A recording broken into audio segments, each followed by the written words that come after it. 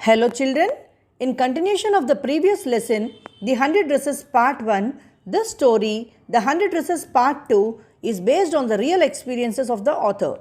It discloses the fact that why Wanda Petronsky had been absent from the school.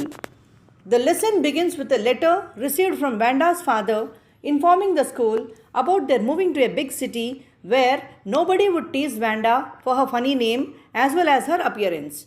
After getting familiar with the content of the letter through the teacher, the whole class got stunned and realized their derogatory remarks and attitude towards Vanda. Maddie felt so bad that she couldn't concentrate on her studies after knowing the facts. She wanted to meet Vanda in person to clarify her stand that she never meant to hurt her feelings. When the school was over, Maddie and Peggy both went to the residence of Vanda at Boggins Height to meet her. But by that time, they had already left, so their visit was fruitless.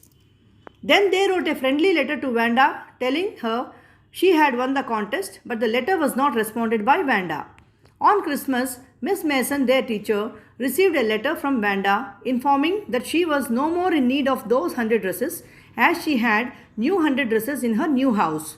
Hence, those should be gifted to the girls, especially blue one to Maddie and green one to Peggy. They accepted and pinned them in their bedrooms. There Maddie gazed for a long time at the picture and found that the face in the drawing was resembling to her own. Then she ran to Peggy's house to see her drawing also. Peggy was also happy to find same in the drawing. Peggy consoled herself, saying that Vanda really liked them. Maddie agreed and blinked away the tears which came every time. She thought of Vanda Petronsky. With this introduction, let us have an insight into the story more concisely.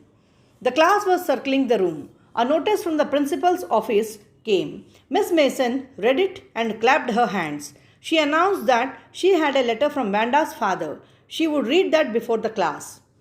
Miss Mason got ready to read the letter. All the students also got ready to listen. Vanda's father wrote in the letter that Vanda and Zeke won't come to the school anymore. They were moving to a big city. No more silly jokes, no more funny names. There was a deep silence. Miss Mason understood. She told that no one will hurt anyone's feelings. It was because his or her name was long, what had happened was bad. She asked them to think about that. Maddie could not put her mind to work even in the first period. It was true that she never enjoyed Peggy's asking Vanda about 100 dresses. She had said nothing. She stood silently, but that was also bad. She was a coward. Peggy never thought that they were mean. Maddie wondered if she could do something. She wished she could tell Vanda that she hadn't meant to insult her. She looked at Peggy. Maddie decided to do something.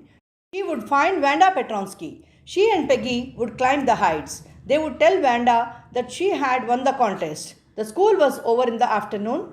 Peggy told Maddie casually to go to Vanda's house.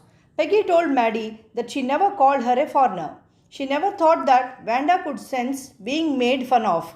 She thought that Vanda was too dumb. Maddie said nothing. She hoped they would find Vanda. She wanted to tell her that they were sorry. She would tell her not to move away to another place.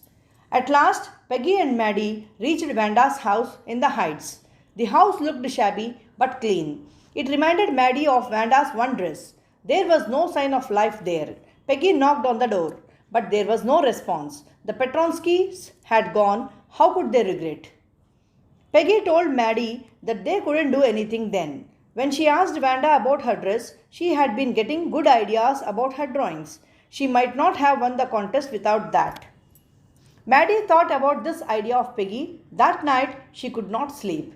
She thought of Vanda, her dress and her house. She thought and thought. At last, she reached an important conclusion. She decided to say something. If anyone made fun of the other before her, she could lose Peggy's friendship for that. She would never make anybody unhappy.